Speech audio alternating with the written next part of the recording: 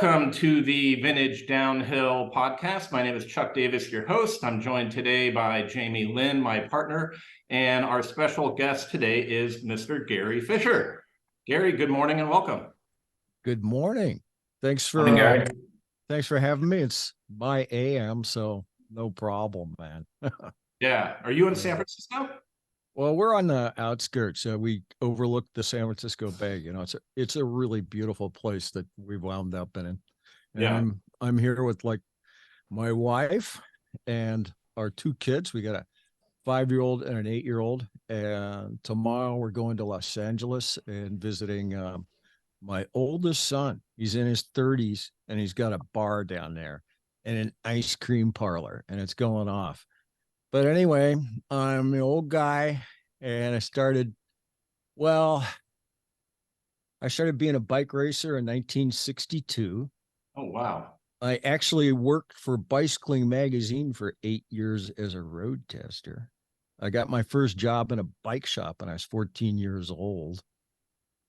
And I named this sport. I called it mountain biking. I called the company Mountain Bikes. And I developed the Japanese supply chain. You know, that was in the early 80s. And I've been a designer, you know, forever, you know, since a kid. Like in the 60s, I did light shows, and I lived with a band called the Grateful Dead for 4 years. And I met them at a bike race, and I finally left and started racing bikes again because it was too crazy, you know. So, you know, I'm an old guy, and there's a ton of young guys in the business these days that are doing incredible stuff, and I love it, and I encourage it. And you know, it was a good history, a great history, you know, and it just shows that like there was nothing invented really in the early days. Mm-hmm. It was just, you know, when you think about it, when people started riding bikes over 100 years ago, there weren't any paved roads. So were they off-road riders? Well, yeah, they were, you know.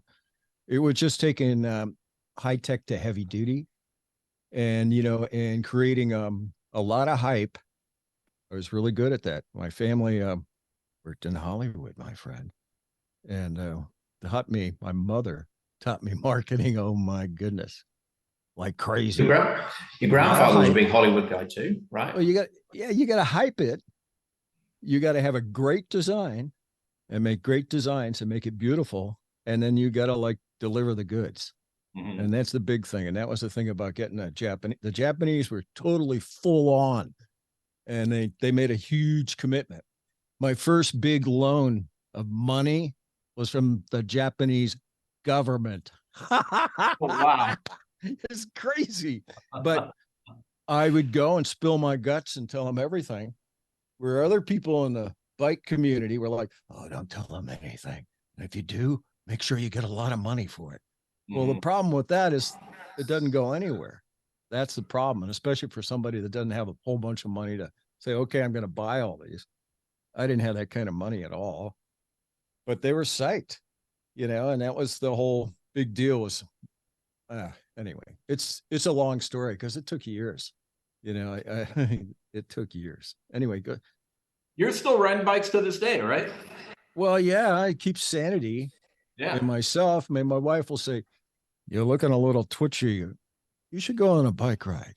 Yeah. You know, and a bike helps you forget, and it helps you remember. And you come back. What are you riding today, Gary?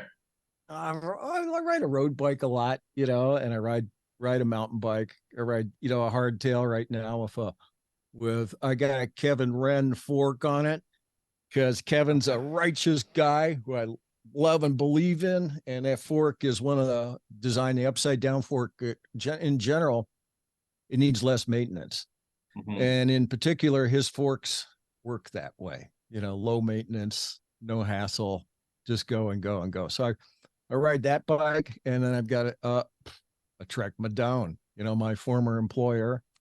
Good people, good bike. Yeah, a little on the heavy side, but man, it's aero, and I can get aero on the bike and all that sort of thing. I got to do everything I can to save every stupid little tiny wad I've got these days.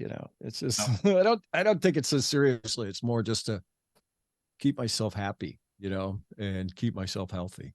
That's the big Yeah. thing. I got to keep up with my young kids. Yeah, I'll keep you busy. Are you Oh still yeah. around the Marin area? Yeah, we're right in we're in South Marin. We're right on we can see the Golden Gate Bridge on one side of the fence, and we see the East Bay on the other. It's Yeah, beautiful, there's and it's beautiful sunny road and riding nice. out there.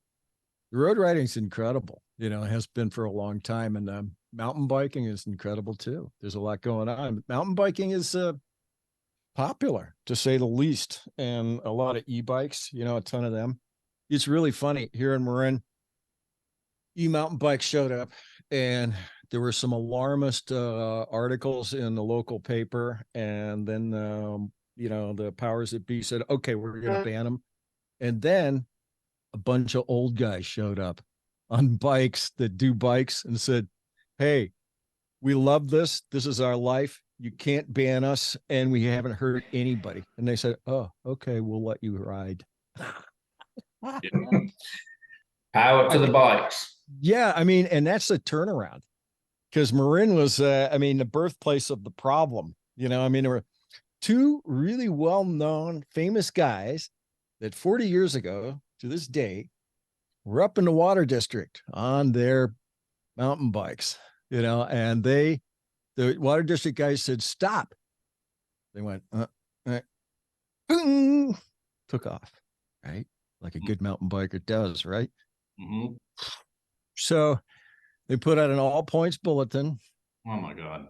They caught him, handcuffed him, confiscated the bikes. 2 weeks later, we had the draconian rules brought in by the Water District. And it's been a fight.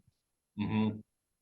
But my point here is that lately it's sort of like disappeared, the whole thing, because so many like old people. And that's the thing. You go up and it's like, I go mountain biking down. It's like, I'm one of the only ones that's not on an e-bike. Mm-hmm. And I don't, I like people. I like people seeing them out and everything, but it's mostly old guys. And this whole county is old people. It's the oldest county by age of the whole Bay Area. And the Bay Area in general is pretty old. It's not like going to LA. We're going there where my son is. Oh my God, young kids, and it's Echo Park and Silver Lake, that area, and a lot of young creatives. Unbelievable. Quite a different demographic than Marin County, but Marin, man, like Fairfax, holy Toledo. You go there and all the restaurants, the bars, all the shops are full of bike people. Mm-hmm. And people ride mountain bike, number one, road bike, gravel, all kinds of stuff out of Fairfax now, and out of Marin County. It's like, I gotta say, we're very successful in covering the county in bikes. It's been good, except on the roadside is still scary. There's still people don't want to give you your space, and all it takes is one out of like 100 to ruin your day. Yeah. So that's Same here. Yeah, I've ridden out your way quite a bit. I was working at WTB in 99 and 2000. I remember the day you picked up your yellow 29er from Steve Potts. Right on. I was there. But you know what I remember more than your bike was your car. Oh, yeah. That car was like, okay, that car, it's really funny too. It was a Lexus ES300, which is no big deal. It was their first real curvy car that they brought out and everything. It was curvy and aero looking and everything. It really looked different when it first came out. And then what's his name? I'm trying to think of his name. Is Mr.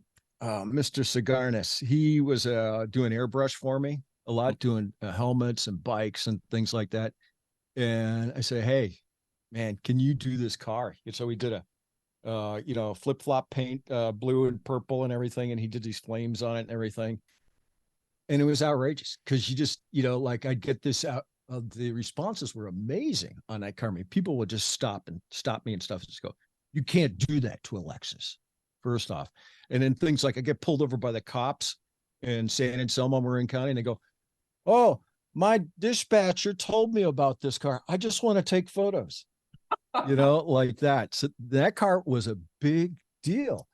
And then let me tell you how things change in 10 years time. Finally, paint starts going bad, starts peeling and stuff.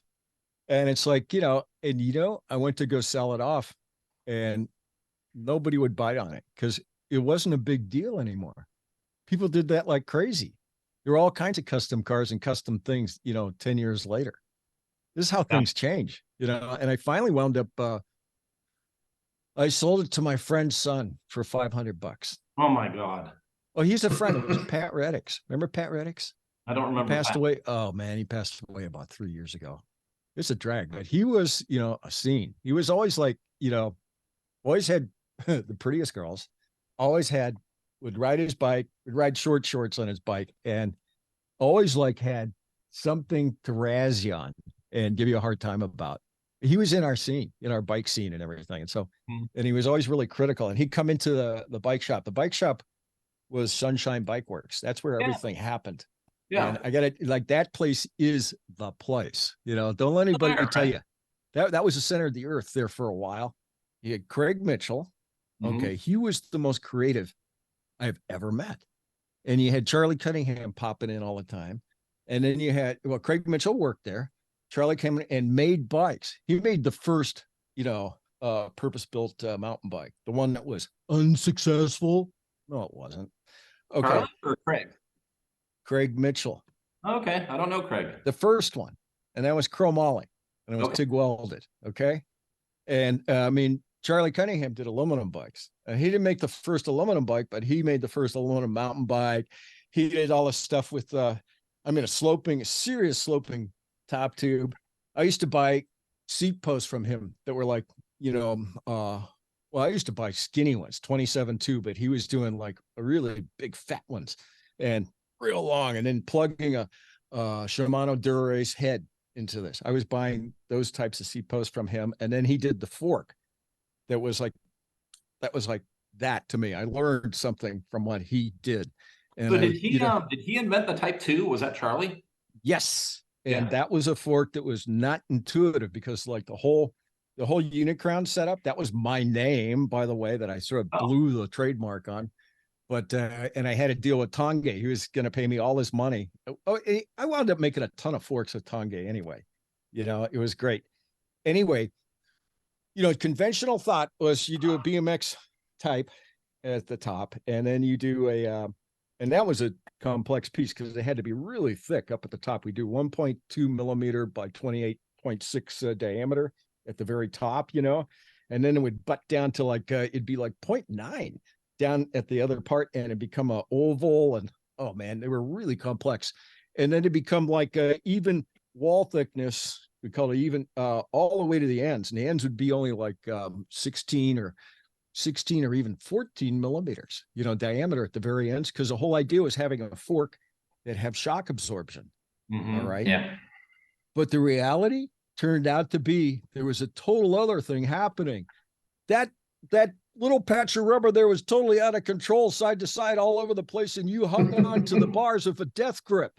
The death grip thing is what was killing your hands, and Charlie had it right, and that he had this fork that it came out, and the ends of it, the tubes were they're actual top tubes are cut in half. So like it was an inch diameter blade that went from up, and it was butted. So he put the thin part at the bottom and the thick part at the top naturally, and so it'd be like, it'd be 0.9, 0.6. Yeah. 0.6 wall, 0.6 wall at the, and a 1 inch diameter at the bottom. And then he made these big scallops and everything. Oh, and like Richie took one look at that and said, "No way, man. That is crazy. That's going to be so hard to make. Forget it. And I gave Charlie Cunningham $1,000 to go to hydraulic tube bending. HTI was the company. So he could get these crowns bent, And Richie makes me give it, says, if you don't get that money back from Cunningham, I'm never going to sell you a bike again, or a frame, because he sold me frames. He didn't sell me bikes. We made the bikes. He made the frames. He confuses people. He says, I made the bikes. No, you didn't make the bikes. You made the bikes after 84, you started making your own bikes, complete bikes. Before that, you made frames. I made the bikes. I made the bikes into the frames into bikes. Well, I did all the marketing. Steve's a great still guy. making those Type 2s. He's still, I mean, he's primarily Thai, but he still does the his stuff is titanium, and his work is perfect. You know, yeah. He does a great job. I took my whole family up to, he's up in Etna now, and I took my whole family, my wife and daughter up there, and Steve gave my daughter a full tour of the shop, showed her all the metallurgy, taught her everything. Man. He's a great guy. Yeah.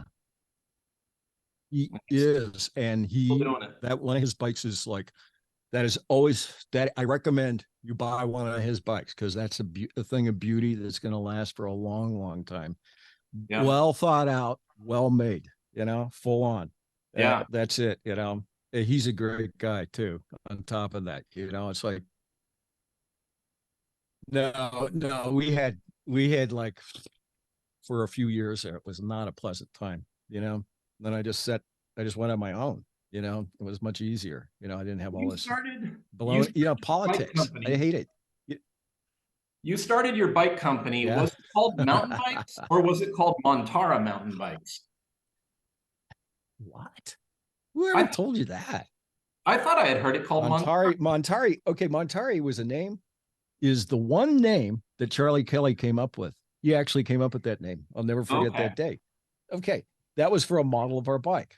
Got it. Okay. And that was a model of the bike that the first one we did in Japan.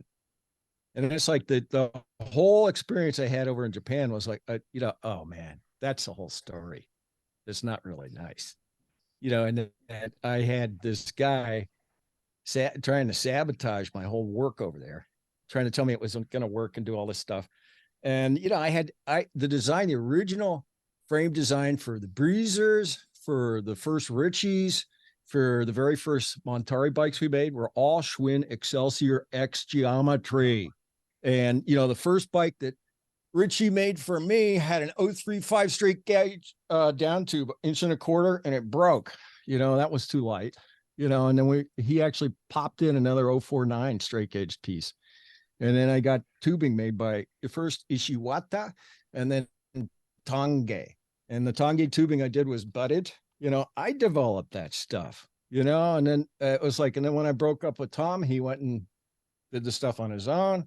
He did some fabulous stuff. That was his. This is mine. But he and Joe Breeze and Otis Guy will claim that I am not a designer and that I didn't design any of this stuff and nothing. I mean, I challenge you on that one, man. When you get I can show you drawings that I did myself in the next room, for like Bull Moose handlebars, for instance, with Richie's name on it that I drew, and things like, I mean, posters I made back in the 70s for bike races, all this crazy stuff, and those guys just like, they're my competitors. What do I expect? I think that there's always conflict, isn't there? Whenever you're amongst a group of guys or a group of companies and you're trying to do something new, something different. And then I met Dick Burke at Trek. He was a great guy to work for, and I produced some great stuff for him. They're super happy, and worked with all these makers. And I've worked with, I designed bikes for Cinelli one time. I did. How much of a fight when you were coming out with 29ers?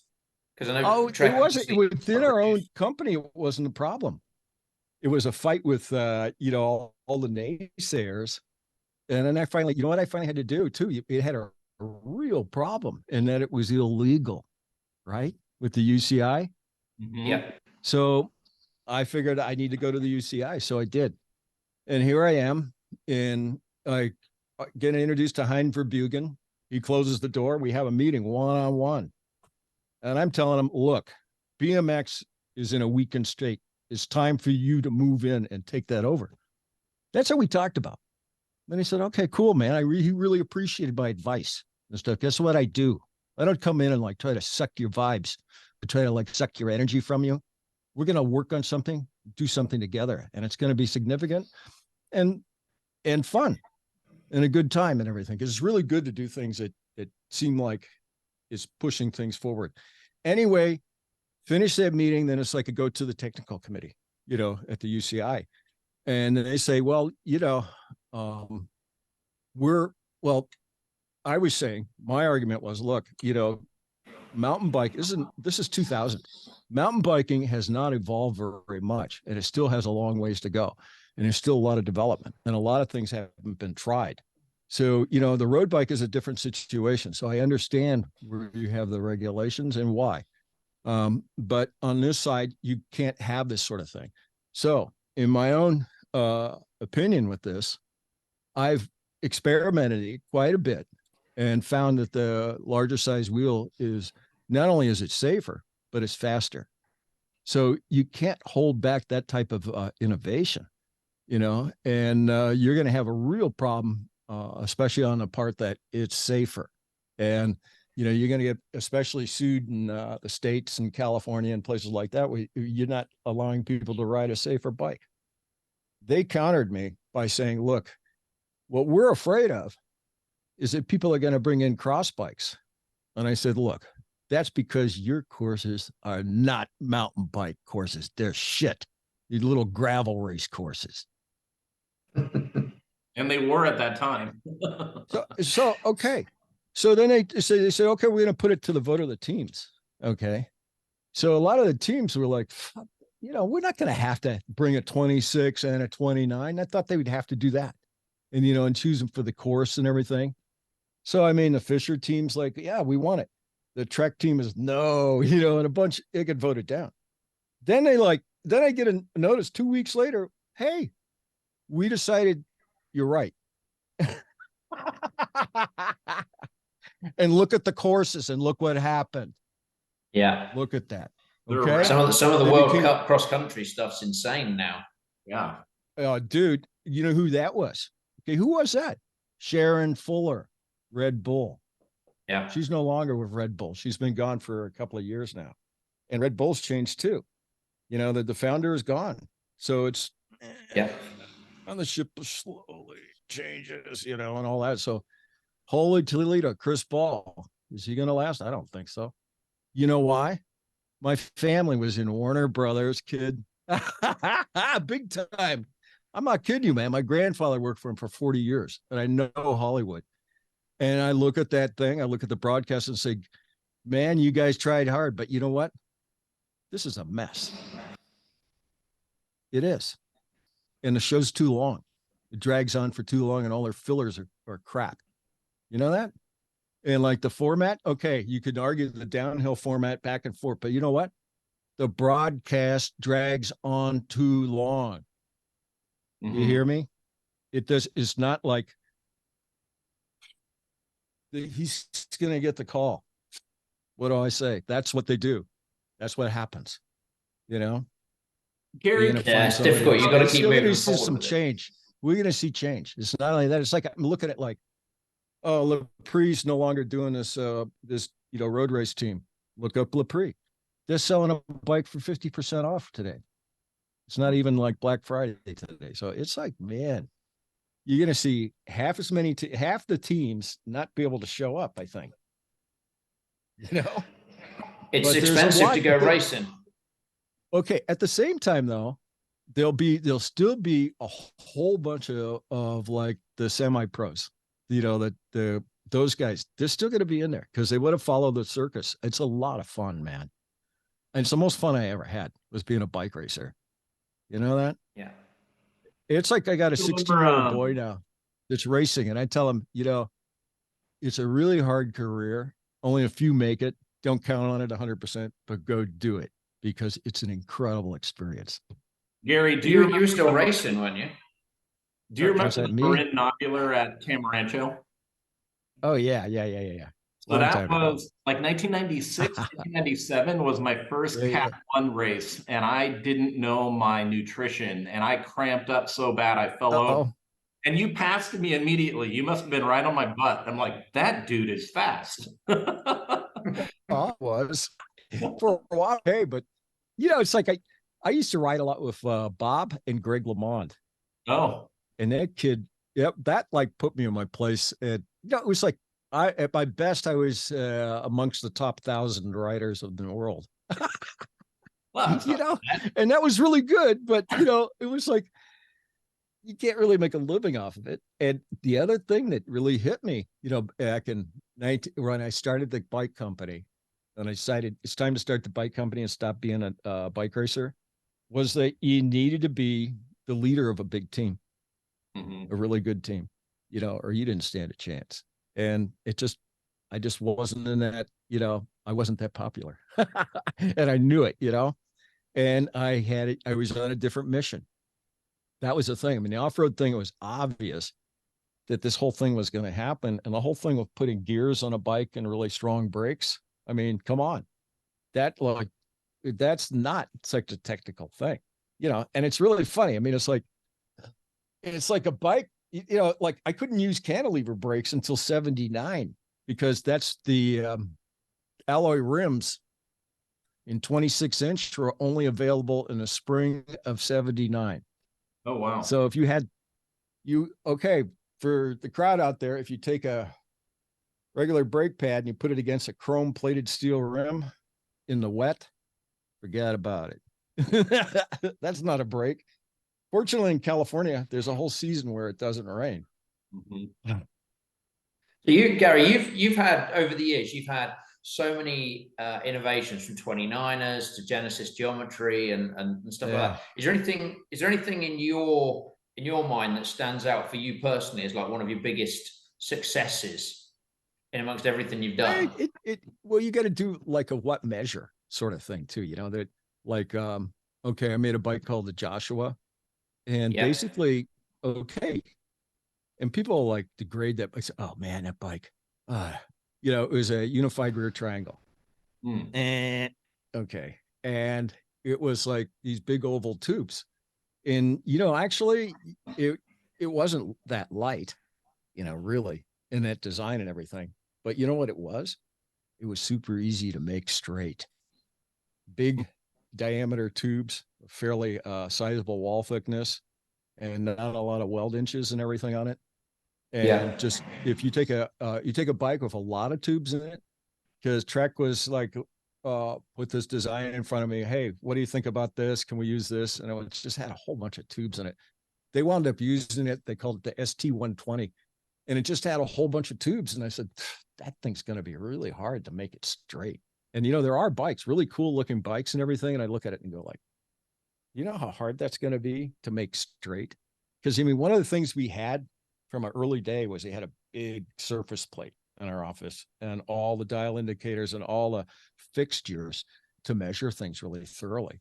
And we'd measure all kinds of bikes, our own and other people's bike. And of course our own, we were getting bikes made by other makers.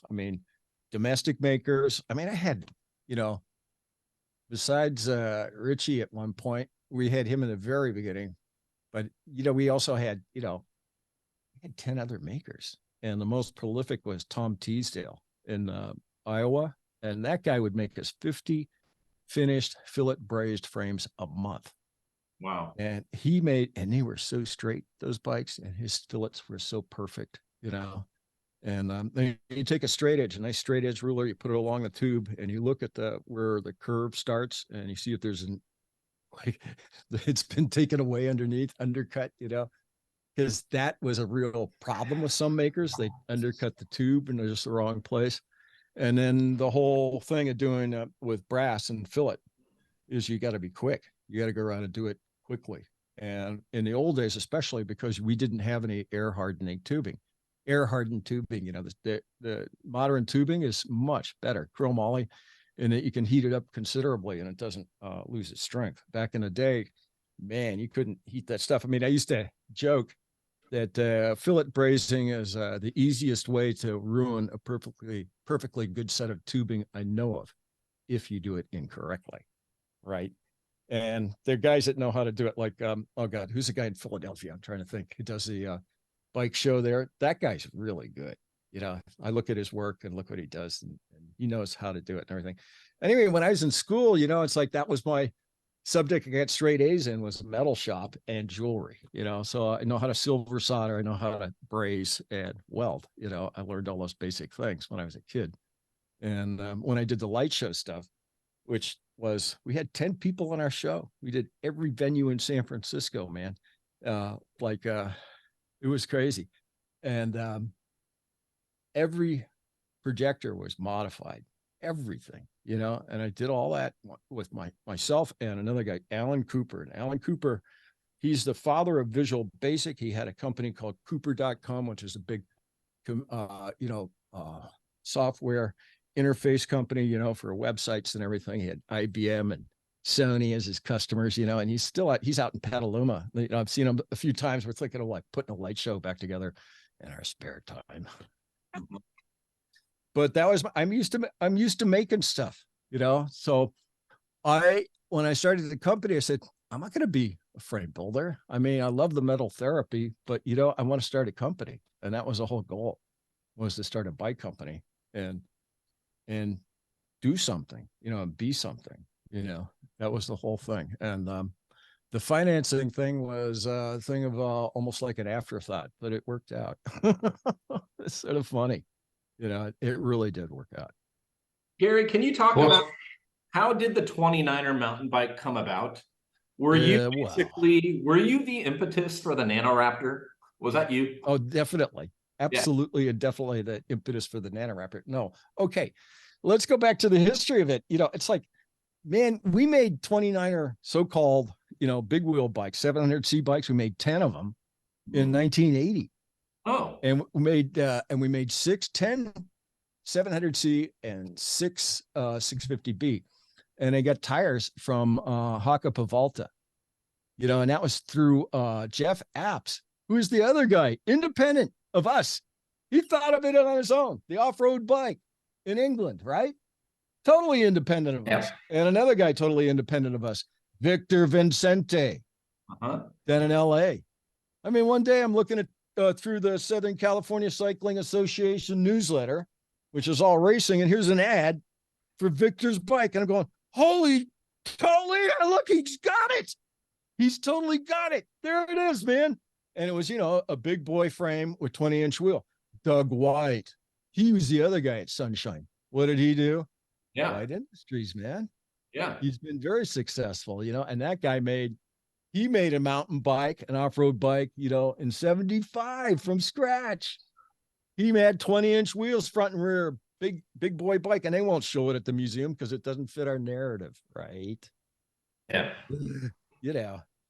So anyway, you want to influence history? Open a museum, kid. Well, so around 1999, what did you do? Did you call up Mark Slate and say, "Hey, I need a tire"? Or how No, we were both over in Friedrichshafen, Germany. Oh, and I said to Mark, Mark, enough of this lip flap. That's an old Charlie Cunningham saying. Okay. Lip flap. We talk. We got to try this out. We've been talking about a bigger wheel, and we had been talking about a bigger wheel since the first time we went to Crested Butte and did Pearl Pass. And that was back in the way back, now Cunningham was there. And I'm saying to Charlie, and I'm saying to Mark Slate, WPD, you guys, I think we need a 12-foot wheel out here. I was joking, but the 26 was a found object. I mean, here was the whole thing before, we got the Japanese on board was all a found object game. You go out and thrash around and find things that would make the bike work. And what it was, in the beginning was we'd find the Schwinn Excelsior X frame, because those frames are actually damn strong. Those people that say, like in the beginning of clunkers, they say, oh, well, this bike was never designed for this. And, they weren't very strong. Actually, they were very strong.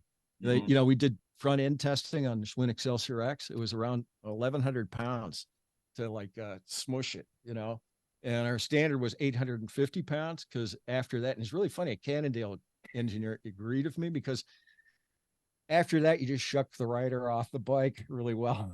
They come off the bike, the load goes away. But anyway, the original 035 frame would be 650 pounds. That was all you could get up. And we got up to, we were around like a Klein would be 1,400 pounds. Gary Klein bike. It's like, and a Schwinn Excelsior X, 1,100 pounds. It was decent, it was good. Those were good bikes. That was a found object. The same with the brakes. The brakes were, these tandem drum brakes. They were found objects too. There was a finite amount of them, and it got harder and harder to find those two things in particular.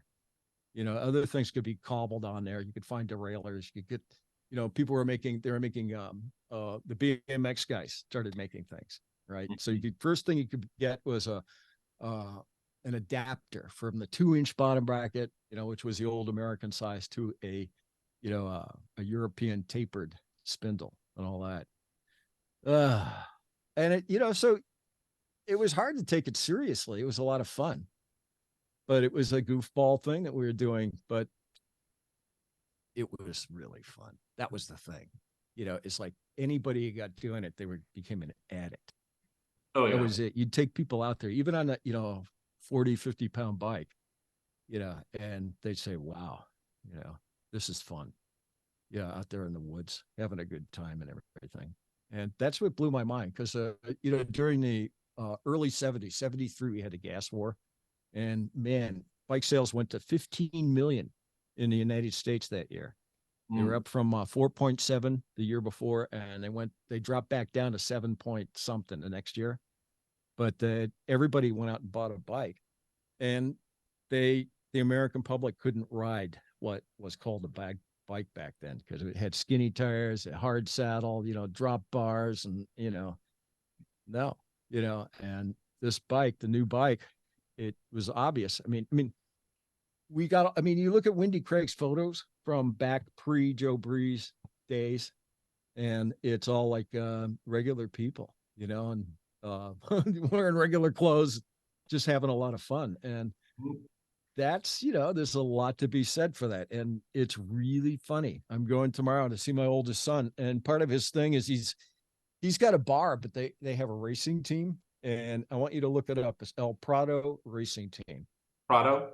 El Prado. Yeah. Prado. And check it out, man. He's a crack. So do you think wheel size, Gary, are we capped out on 29, or what's your opinion on the 32, 36? Hold on to your hats. Watch this space. I'm sorry. That's a perfect reply. No. I think the 32s might be the fastest size. Wow. Flat out. Yeah. The thing that used to blow my mind is testing. I was using a polar heart rate monitor, to really test the 29er in the early days.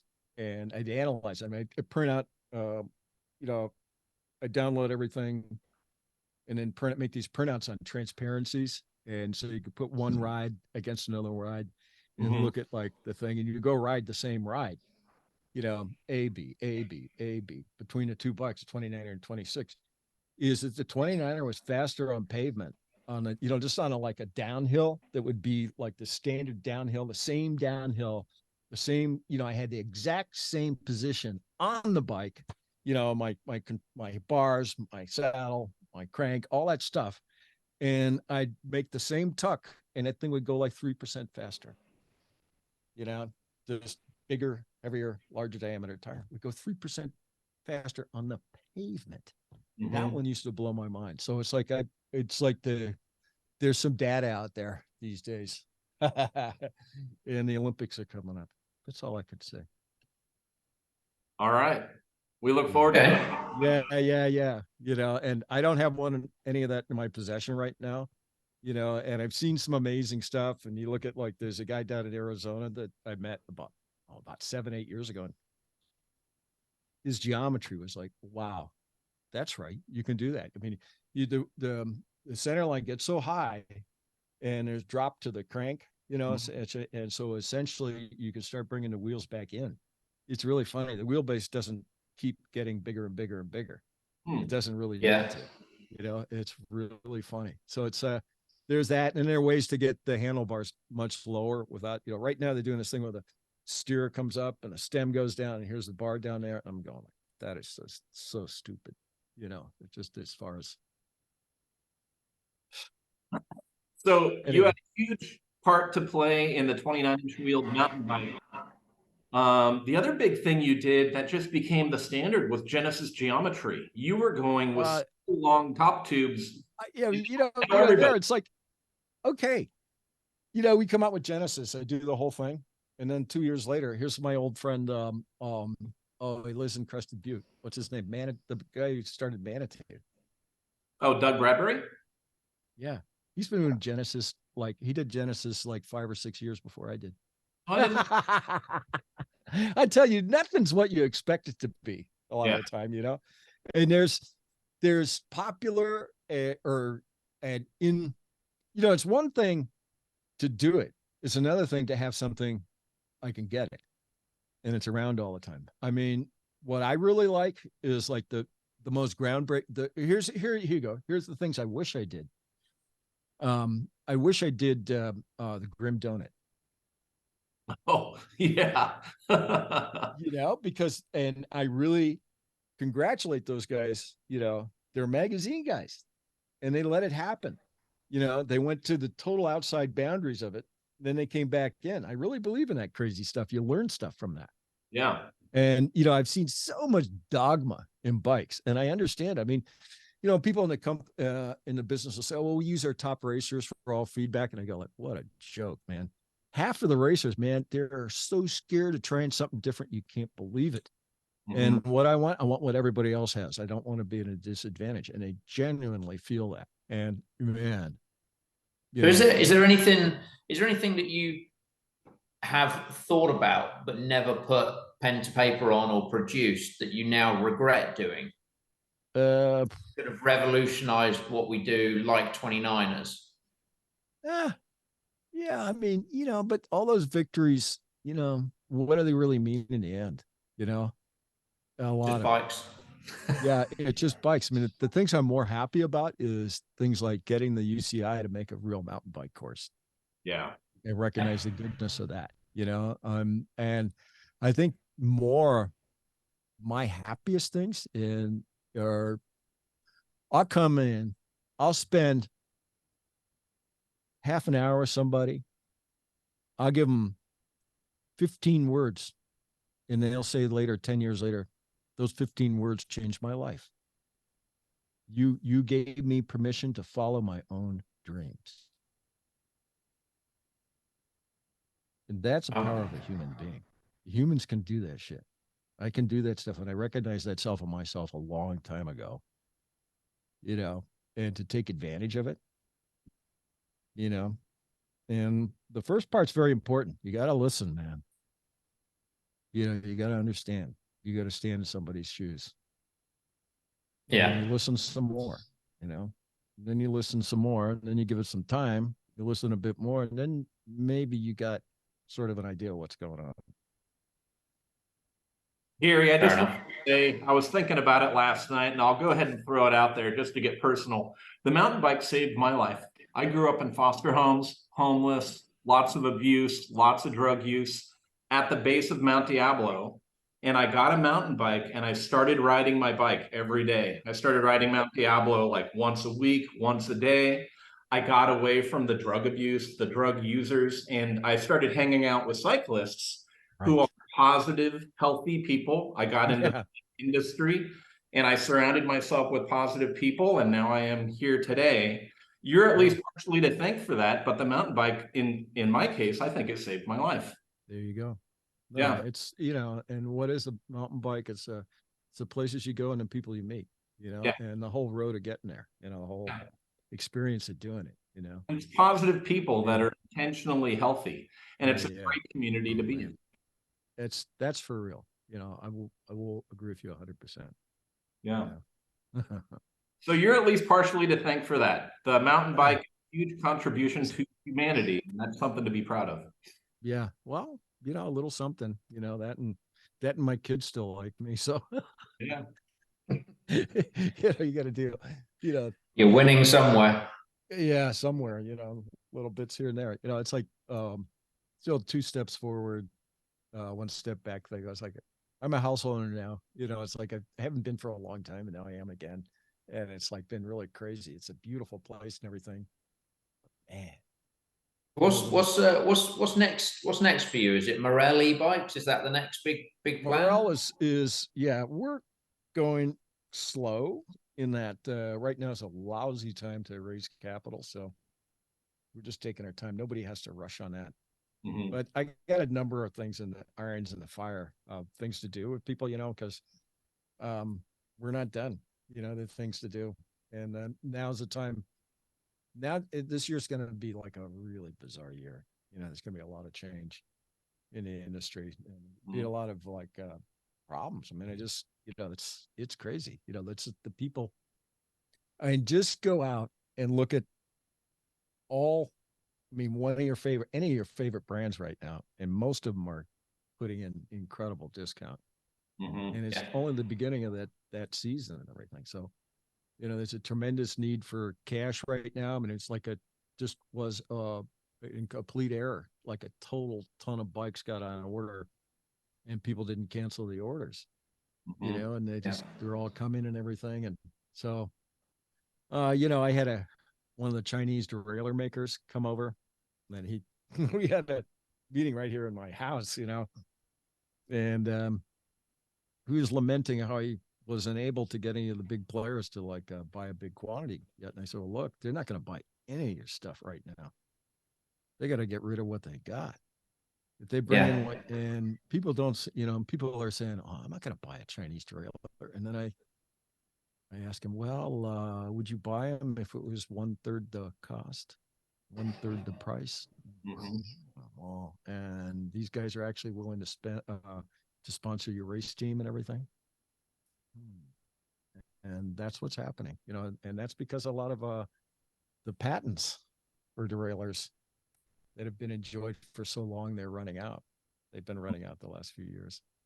And because the government, financials, whoever, there's a lot of money going into this to like take over, like, and do things to leapfrog everything. And I think that's the interesting thing, isn't it? We're at a point in our industry now, and you've seen it from the start, where we've seen things like the SPD patent is up.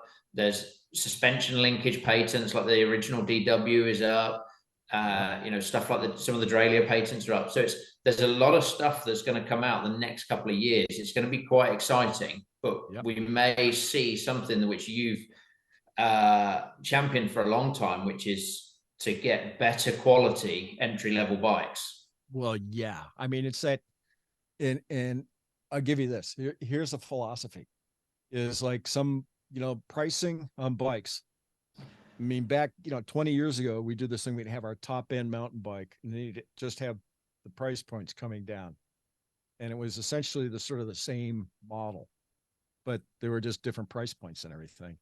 And that whole they've tried to I mean, it was nuts. I mean, like a company like Trek would have almost 600 different models to serve the world and everything, and a lot of it was driven by there'd be a price point every $150 or something. They've gotten a lot better at driving out a lot of those price points and everything that are sort of like, why are you doing all these price points? To compete with another competitor, on just the whole tally of all the components on it and everything. That is such a crazy way to do things. And what I like to think of is like the cheapest bike is, well, there are bike shaped objects. This is the very lowest level.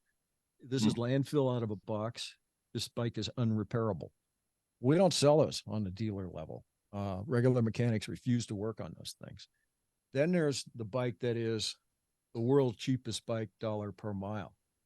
And that bike isn't necessarily that cheap.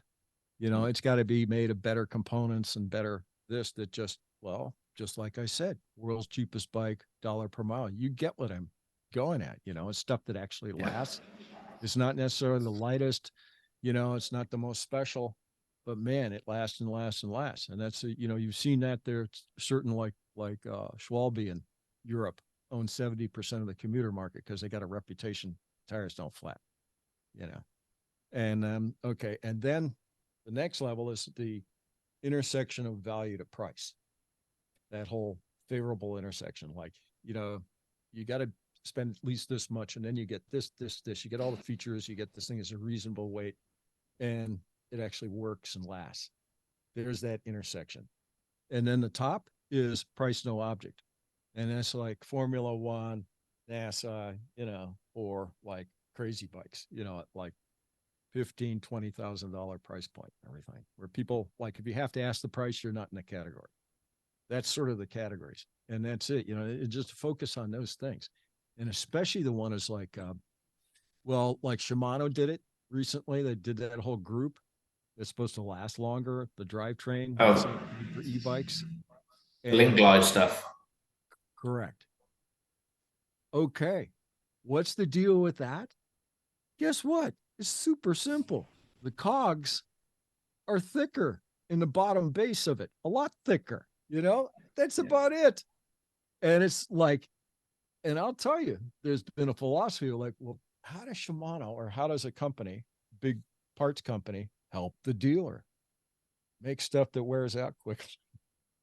And I'm telling you, that was a conscious thing. There was people would say that. And so it's there's a lot of ways to make things actually last longer. And I've studied that mostly in looking at the Dutch bikes and what they do and their factories. I saw a old school factory that's like was big enough to drive a train through, was near the German border, and they made like beautiful seamed tubing there. Seamed tubing, right? Well, True Temper tubing's all seamed too. Did you know that?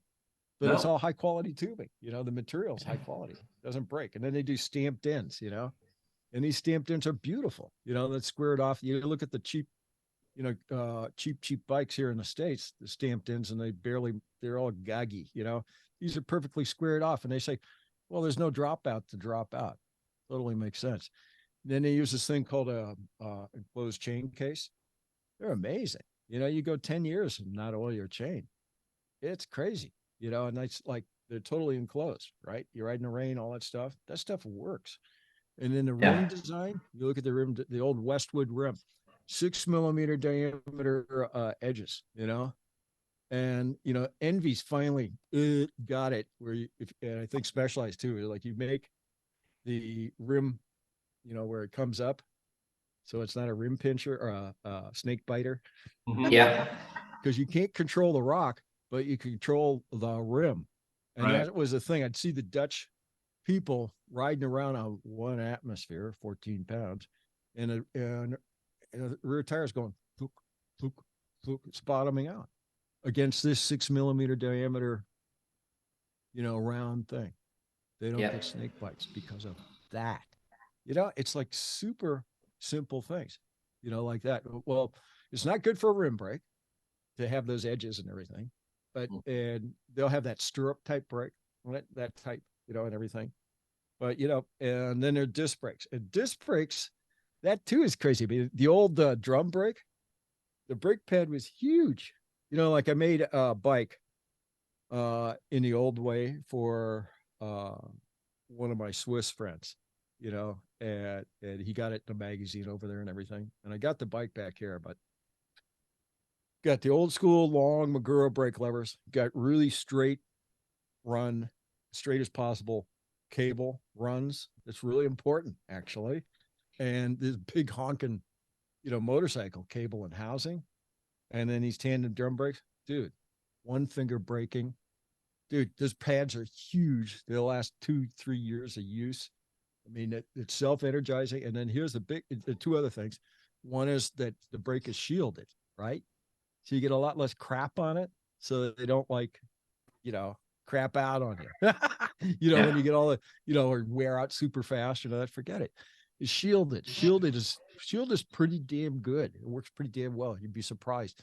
And then the last thing is that the spokes can do this more, and so the whole wheel has got a lot more stability side to side, and yet it feels better, and it's funny. I mean, some people will say, oh, you can't feel that. Yes, you can. You can feel like when you hit something, that's not 100 pounds on the force on it. I mean, that's a lot more almost 1,000 pounds for sharp bit and everything. And those sharp bits are what they shock your little body, and your body doesn't like that, and especially if it's constant over a whole thing. So it's, makes a really nice riding. It's a really good feel, when you've got more of that. Like everything comes back around eventually. Well, that was one of the things Charlie Cunningham did. He did the original boost stuff. He made hubs that were 120 millimeters over log nut on the front.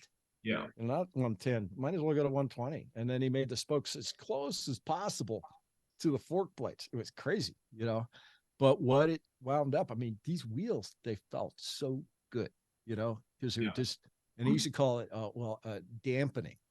And he was right, he had to, and that was some super early research, with the whole thing. I got to work with him, and he's such a beautiful person. Yeah. I got to work with him and Steve Potts, and I have a mind for bicycles, as you might imagine. And so I would just sit down with Charlie and look at his bike. The other thing he taught me is he would build really lightweight bikes. He would build really lightweight wheels. Right. But he would use a higher spoke count and a thinner spoke because it would distribute the load more, but you didn't need as heavy gauge of an individual spoke. And then you'd have 140 millimeter spacing on the back. Yeah. No, his, and he also did the thing where he using those high E hubs, and he said, yeah, well, I like to underbuild it and then see where I got to build it up. Mm-hmm. And it makes total sense because you overbuild everything and try to take stuff away. Oh, what a mess, and I mean, all that got replaced by computers, actually, to a large degree, because all that software in the computer land has been amazing what that stuff can do and everything. But Charlie, that's that one thing, start light and just keep putting stuff on it and everything. That was a good philosophy, because the other way of doing it, just there's a big massive thing and everything. So many other people were doing that, and it looked cool, but man, you wind up with this big, huge chunk. When they restarted Koski Engineering, remember Eric Koski? Oh yeah, he partnered with WTB, and they were developing stems and handlebars. And I think maybe they did a little bit of finite element analysis, but really these guys were garage mechanics, and they would just take it into the shop and break it until they couldn't break it. And when it stopped breaking, they knew they were good. I liked Eric a lot, but Eric was slow. Yeah. He did it took him a year and a half to make his first catalog. It's crazy. It's man, what are you doing? Oh, but they'd sell bikes anyway. They had a great shop, those guys. John Koski's still doing a little bit. He created forks, for the clunker crowd like me, and he's created some old I see that stuff. It's really nice. Yeah. Really nice job. This is a 37 Shelby Airflow that I built. Oh, wow. And I went with the Shelby because I'm 6'3", and this thing has a 25-inch top tube. Wow. How do you like that? Has, our friend Jer, it has a solid billet Jer seat post, so it won't break. Yeah, Jer? Jerry Heidenreich? Yeah, from Low Key Motors. Oh, yeah. I want to plug him, Low Key Motors on Instagram. So Jerry and I are friends because we're both into the old school bikes. No, but you guys do a nice job. Your stuff looks nice. It looks nice, and it's going to work. It's a beautiful bike, and you're riding a piece of history. It's almost yeah. No, he's got a great connection. I know one woman in San Francisco, and she was hooked up with all the bike messengers, and she did zines and stuff like that. Oh, she had a tremendous Schwinn collection that were all pre-war Schwinns. Yeah. That were, because the thing is after World War II, all the equipment got cheapened up, man. I mean, you'd look at it. I mean, the old stuff, one piece crank, and you go, the materials, the machining, shit. Same with the stems, and then, they came out with Group of Wald. And the stem you got on there, now that's a righteous stem. That's a real Ashtabula or something, but still, Ashtabula was a subsidiary, and it just things went downhill. I studied Alan Bonds' website like it was the Bible, and I picked up a bunch of clunkers exactly as Alan Bonds would do it. And in fact, I recreated Alan Bonds. You did a nice job there. And I have some of these left over if you want one. I've given them to Joe Breeze and Alan Bonds, and I can give one to you if you want one. So cool. I love it. I really geeked out. I really geeked out on the clunkers for a while there. Yeah. No, I mean, there's a lot of it's a huge piece of history there. It You know, is. the whole thing, and styling is part of the whole thing. You know, I mean, a huge part of the whole thing. You know, They're beautiful bikes. right? And you know what? I built up a pre-war B6 cantilever. Mhm.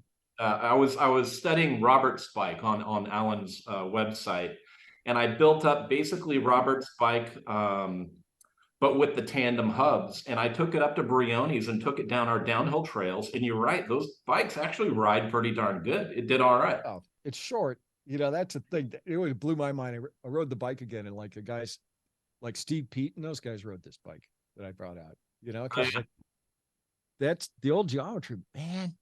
After you get used to the modern stuff, you know, man, this thing is short. You know, short and steep. You know, compared to, you know, it's really funny. But they're great bikes just to ride.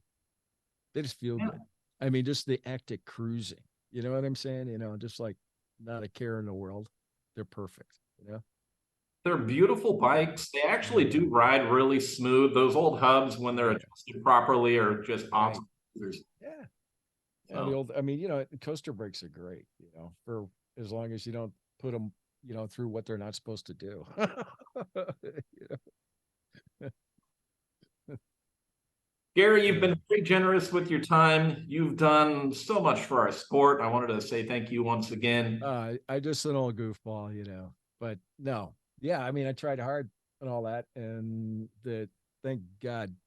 Well, I always knew it was going to be popular. You know, that was the big thing. And people say to me, "Well, thanks for doing a sport," and I'll say, "No. Thank you for buying into it and actually wanting to do this." You know, because we bought it, but you made it fun. Well, yeah, you know, and that's you know, a really important thing. Don't take yourself too seriously on the whole thing, you know, and just have the fun and stay there. And you know, that's what I want to do. And this next thing and everything is keep it that way, keep it fun, you know. And for everybody in the bike business, oh my God, you know, things are crazy, they're changing. I totally understand why. Yeah, and it's nobody's fault, you know, to speak of. You know, it's like a big communal thing. And you know, I'll be fine because I'm on the sideline more or less. Yeah. You know, so, and I don't owe any money, and nobody owes me money, because that's the big problem for a lot of people. And there's some people that are fine. You know, my friend at Rand, Kevin, he's fine. You know, like people at White Industries, and I'll ask him, you know, I mean, you got any big, you know, big debtors, or, you know, anything like that? Any big creditors right now?